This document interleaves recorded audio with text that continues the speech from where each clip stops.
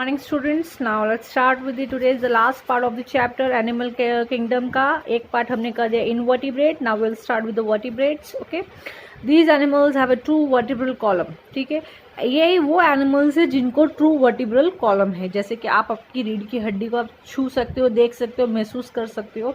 And internal skeleton यानी आपको भी पता है कि आपकी बॉडी का जो स्केलेटन है वो अंदर है, बोन आपकी जो है अंदर है, बाहर से दिखती है नहीं.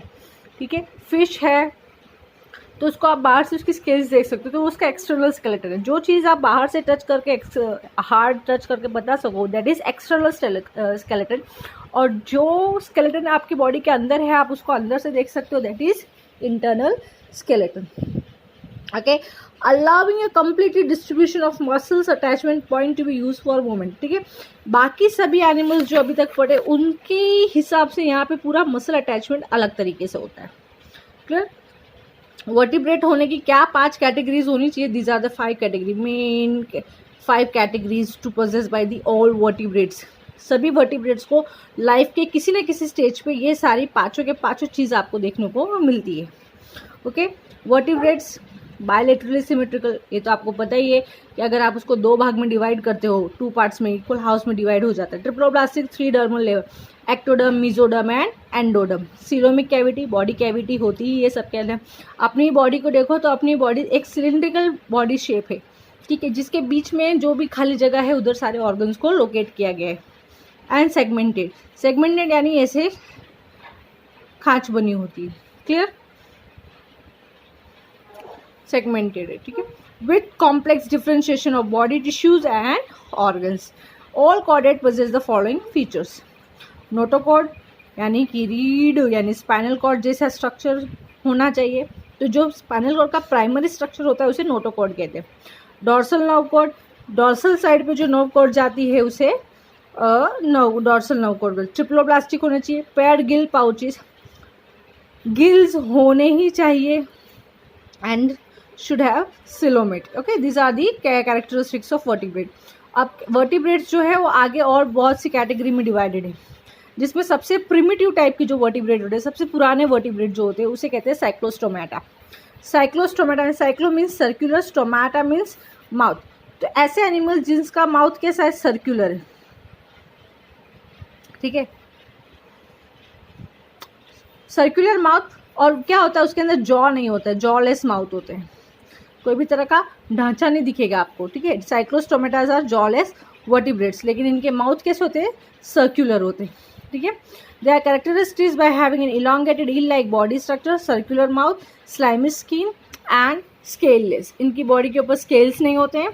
ठीक है, स्लाइमी स्किन यानी चिकनी चिकनी स्किन होगी. ठीक है, सर्कुलर माउथ, लंबी एक ईल जैसी बॉडी होगी.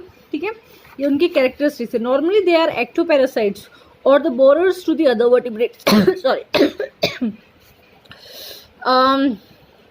Ectoparasites यानी ecto means outer, यानी कोई भी बड़ी फिश है तो उसके बाहर की तरफ ये चिपक जाती हैं अपने सर्कुलर माउथ की हेल्प से, और उनकी बॉडी से न्यूट्रिशन लेती रहती है. ठीक है, एक्टोपैरासाइट. और द बोरर्स, और उसमें लगी रहेंगी जब तक कि खाना, ट्रैवल करना भी ईजी हो जाता है. ठीक है, तो उनको खुद की मेहनत से चलना फिरना नहीं पड़ता है, और आराम से दूसरे फिश के साथ कहीं भी आ जा सकते हैं. इनको कुछ करना नहीं पड़ता है, खाली जाके चिपकना रहता है. ठीक है, सो दे आर एक्टोपैरासाइट्स और दी बोरर्स. क्लियर?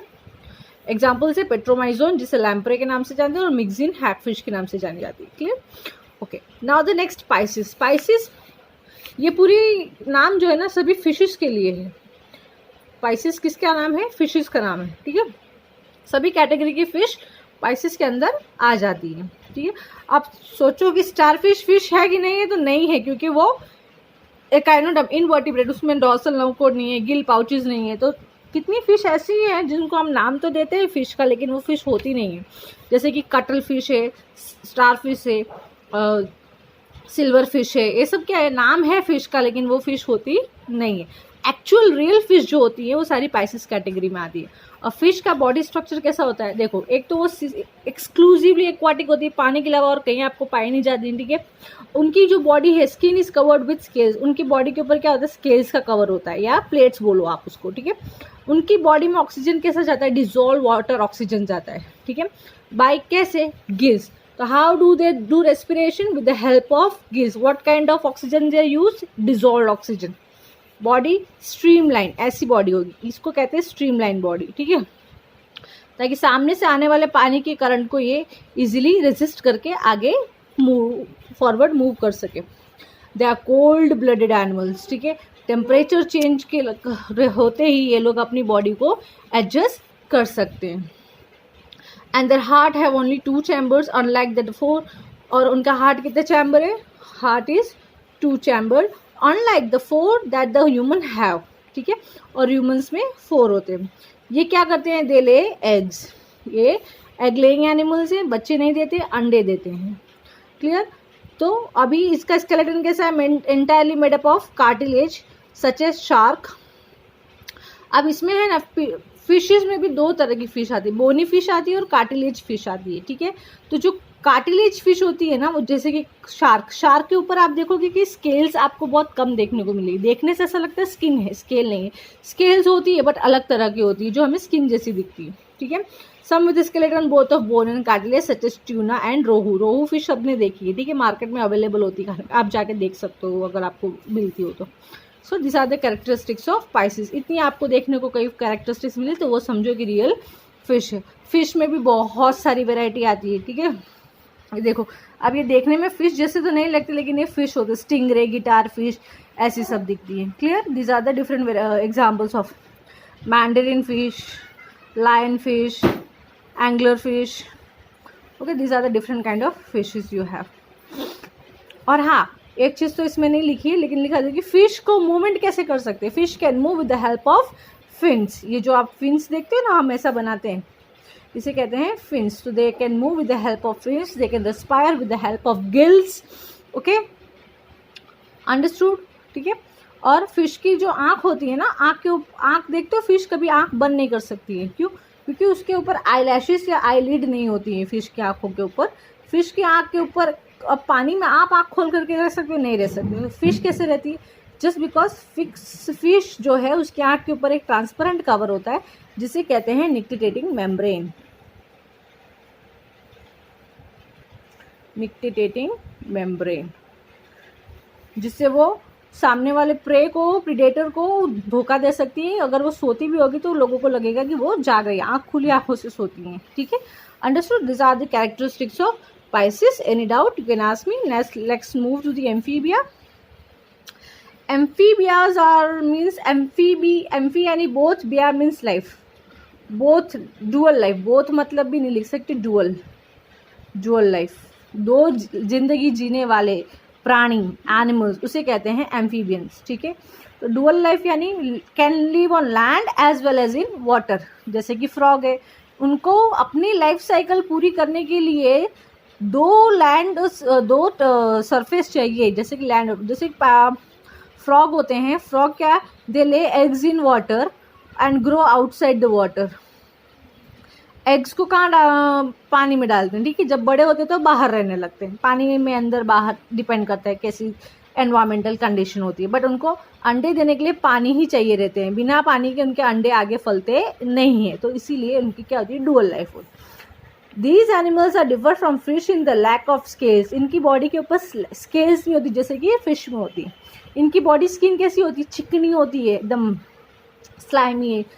कैसे चिकनी? म्यूकस ग्लैंड सिक्रीट होता है. ठीक है, म्यूकस ग्लैंड यानी एक चिकना पदार्थ है, चिकना सब्सटेंस होता है जो उनकी स्किन के ऊपर से रिलीज होता है, जो उनकी स्किन को मॉइस्ट रखता है और आपको पकड़ने भी नहीं देता जल्दी. बहुत चिकना चिकना रहेगा तो आप पकड़ भी नहीं पाओगे. 3 चैम्बर्ड हार्ट. यहाँ पे कैसा था? 2 चैम्बर्ड हार्ट था फिशेस में, यहाँ पे 3 चैम्बर्ड हार्ट. रेस्पिरेशन करने के लिए गिल्स और लंग्स दोनों होते हैं. ठीक है, क्योंकि ये पानी में भी रहते हैं तो रेस्पिरेशन गिल से करना पड़ता है और लंग्स से भी करते हैं, और कुछ तो स्किन के थ्रू भी रेस्पिरेशन करते हैं. दे ले एग्स. ये भी अंडे देते हैं, डायरेक्ट बच्चे नहीं देते हैं. ठीक है, these animals are found both in water and on land. Examples frog, toad, salamanders. ये चिपकली जैसा दिखता है बट ये चिपकली नहीं है, इसको सांप बामड़ी बोलते हैं एक्चुअल में. ठीक है, तो ये सालामेंडर्स को सांप बामड़ी के नाम से भी जाने जाते हैं आपकी गुजराती लैंग्वेज में. Clear? Amphibians. Now come to the reptilia.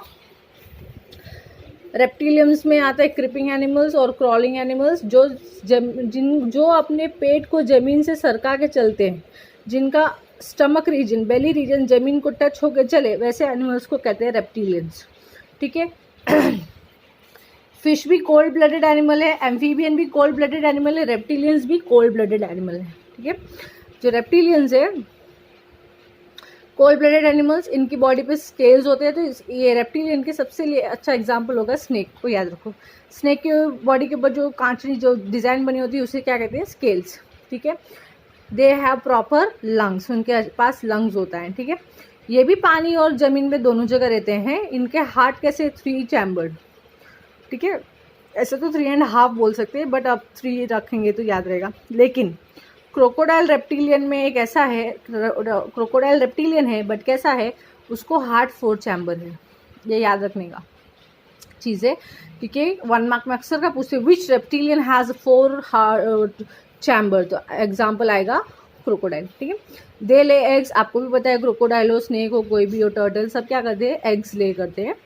But ये लोग पानी में नहीं देते हैं, ये पानी के आसपास की जो जगह होती है, गीली मिट्टी जो होती है, वहाँ पर अंडे देते हैं, ठीक है। Tough covering and do not need to lay their eggs in water, ठीक है। डिस्कवरी वगैरह पे तो आप देखते ही हो। लाइक एम्फीबियंस, एम्फीबियंस के लिए जैसा पानी में देने की ज़रूरत नहीं होती है, ठीक है। एग्जाम्पल है snakes, turtle, lizard, crocodile, all fall in this category. ये ड्रैको है, ये लिजार्ड है। नाउ नेक्स्ट आते हैं एव्स। एव्स यानी फ्लाइंग एनिमल्स, जिसे हम बर्ड्स भी बोलते हैं।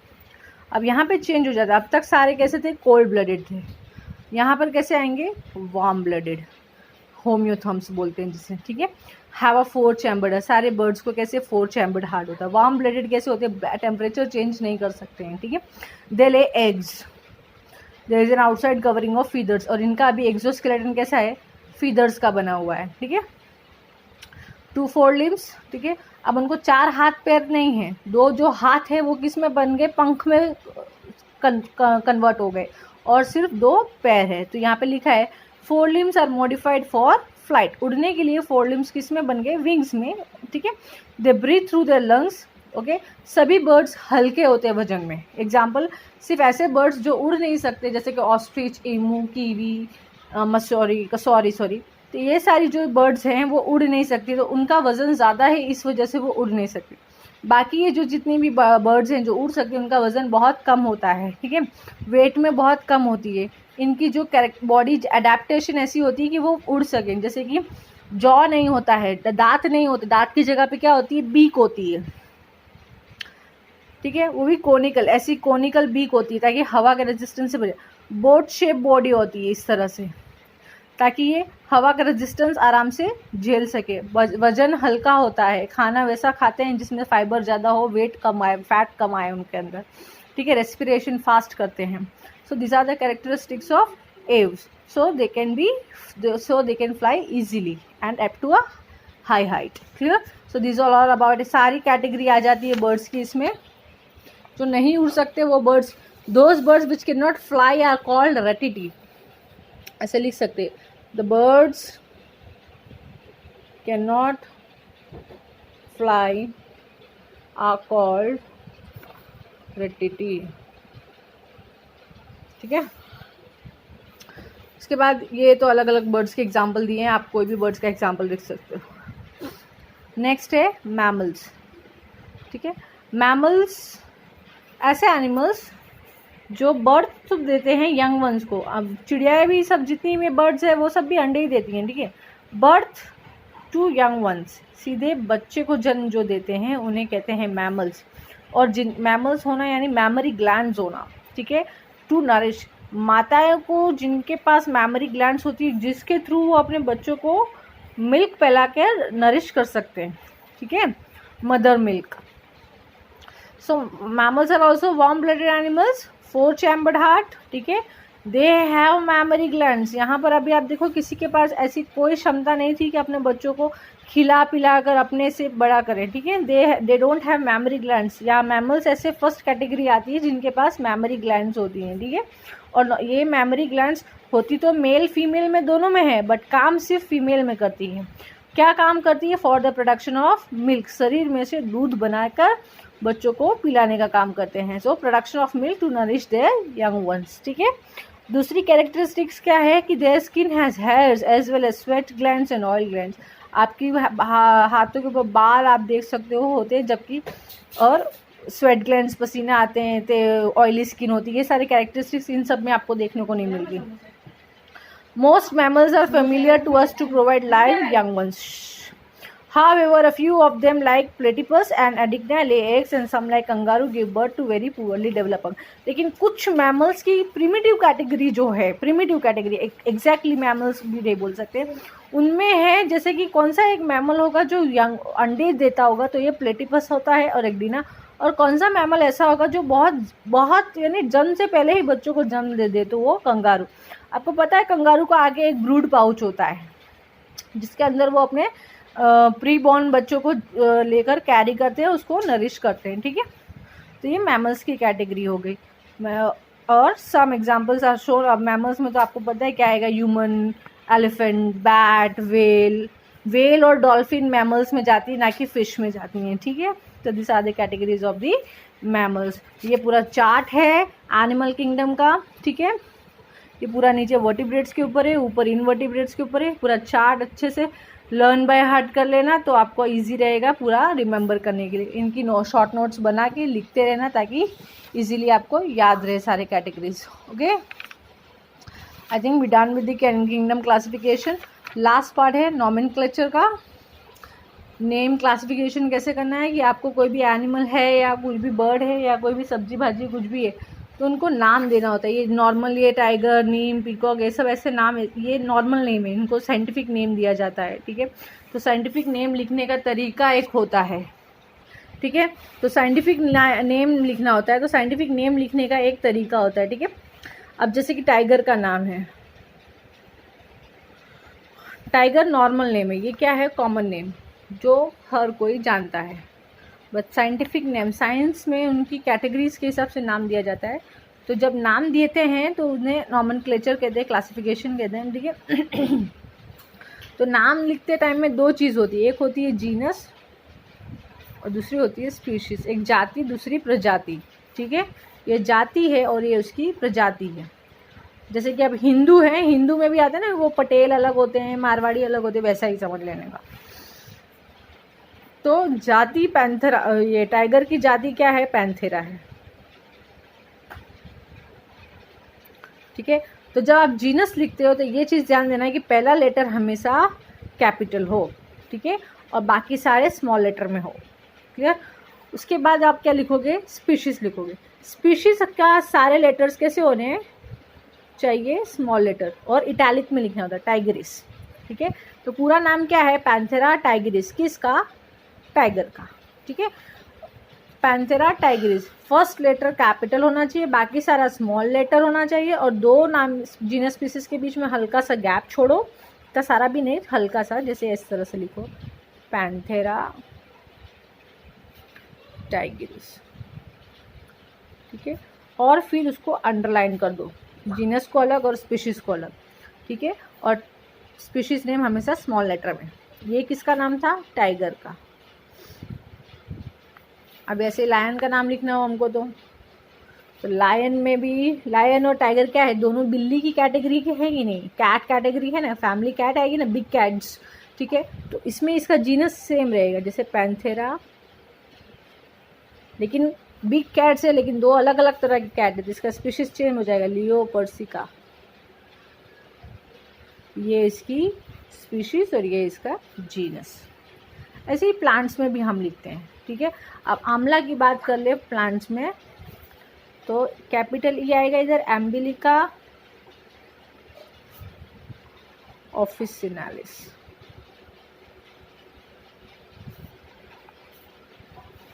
मेहंदी यानी हीना,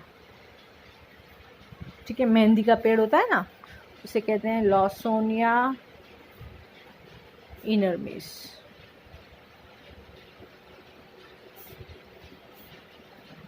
ऐसे तो बहुत सारे नाम आपको ऑनलाइन भी मिल जाएंगे, सारे 5-10 टाइगर्स के नेम।